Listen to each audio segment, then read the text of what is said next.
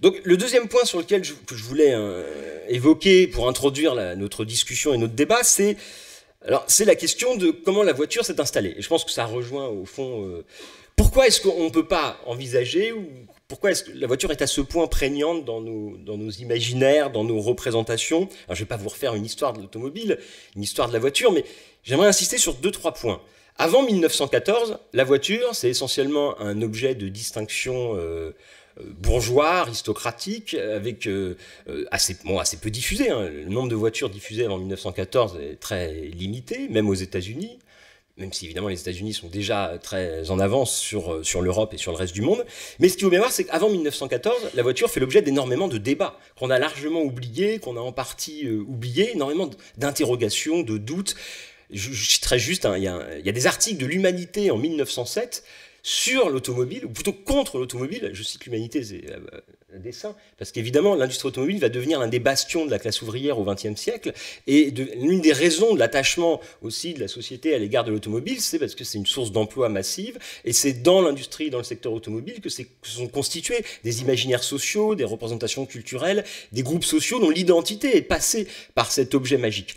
Or, avant 1914, l'Humanité, par exemple, fait toute une série d'articles pour dénoncer la voiture comme un luxe bourgeois, comme une forme de privatisation de l'espace public par une sorte de petite aristocratie qui sacrifie l'espace public à ses loisirs privés aux dépens du bien commun et du bien collectif. Et ça, j'aime bien le rappeler.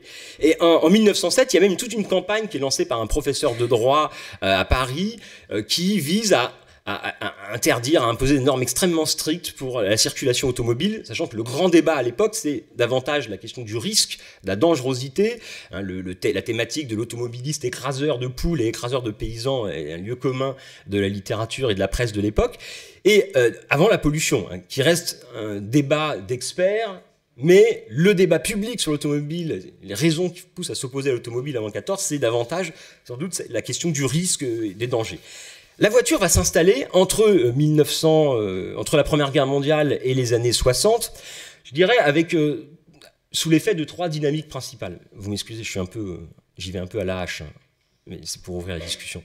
3 enjeux. Moi, je pense qu'il y a 3 dynamiques principales qui ont installé l'automobile comme une évidence. Parce qu'évidemment, elle est tellement évidente. Moi, ce que j'aime bien dans l'histoire, et ce que je trouve important quand on fait de l'histoire nous apprend, c'est un peu comme l'ethnologue. L'historien, c'est celui qui nous réapprend qu'on pouvait penser différemment, qu'on pouvait vivre différemment, que notre présent n'est pas inéluctable, que toute l'histoire de l'humanité n'était pas destinée à arriver à notre situation présente, mais que d'autres gens, d'autres sociétés ont fonctionné différemment. Et ce détour par l'histoire, comme le détour par l'espace des ethnographes, nous permet de prendre un peu de distance avec nos propres représentations et nos propres visions de notre société. Or, et donc, la voiture, aujourd'hui, évidemment, elle est inévitable. Elle est omniprésente. Mais ça n'a pas toujours été comme ça.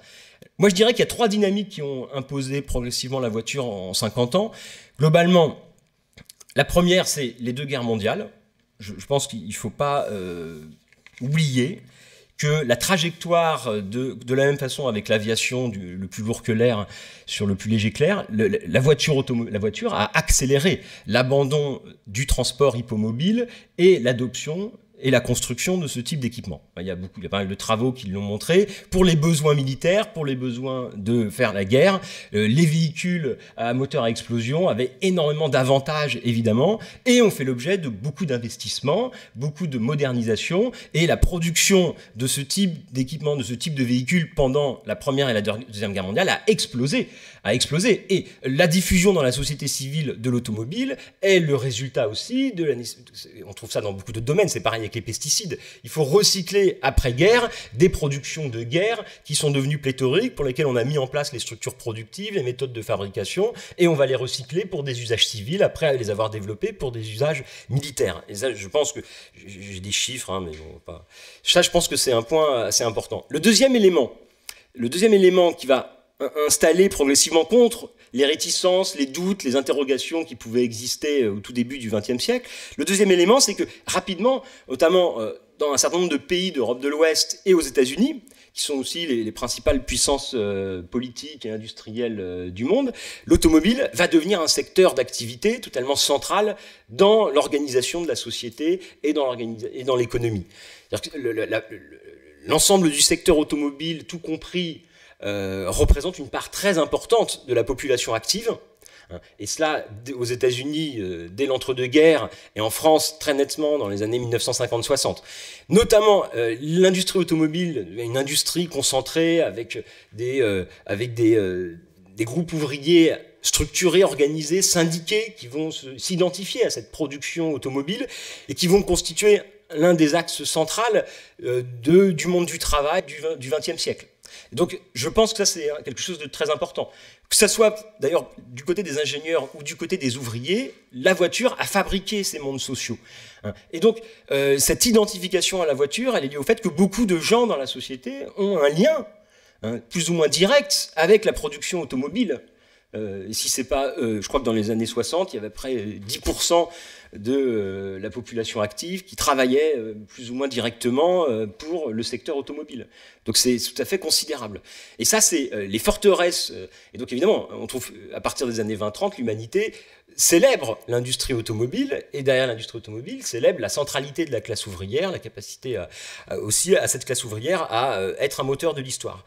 Bon, donc ça, évidemment, je crois que c'est un point assez important à rappeler. Et puis troisième aspect, très rapidement, le troisième aspect, le troisième étage de la fusée, je dirais, qui installe la voiture dans la société du XXe siècle, c'est, il ne faut pas le négliger, c'est la fascination, le désir de mobilité, le désir de vitesse. C'est-à-dire la voiture a accompagné une transformation radicale de notre vision du monde, de notre rapport au temps et à l'espace.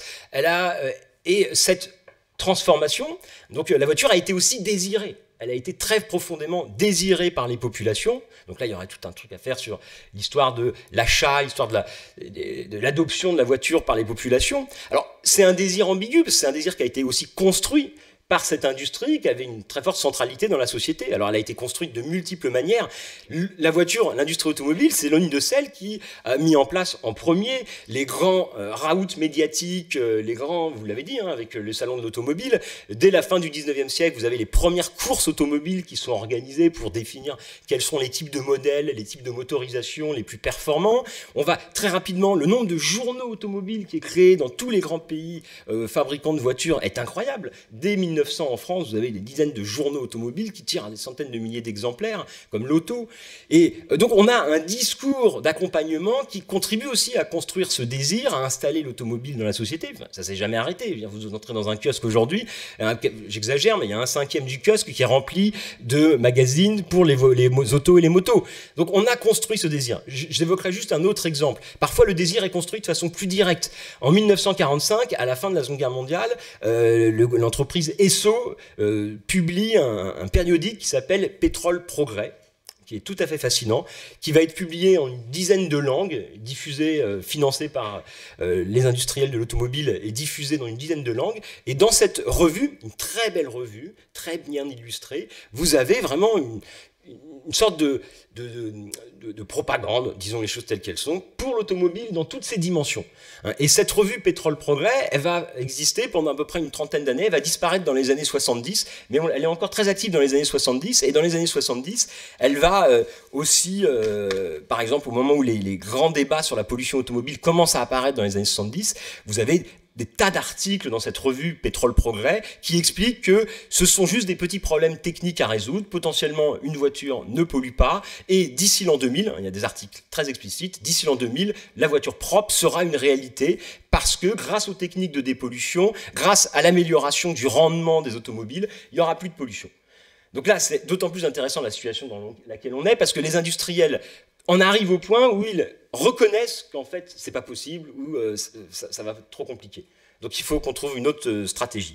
Alors le dernier point que je voulais... Donc je pense que si on prend ces trois dimensions, la construction du désir, l'importance objective macroéconomique de l'automobile dans la société et l'impact des deux guerres mondiales comme processus d'accélération de ce secteur, on a les facteurs principaux qui expliquent cette emprise de l'automobile dans nos sociétés et sur nos imaginaires.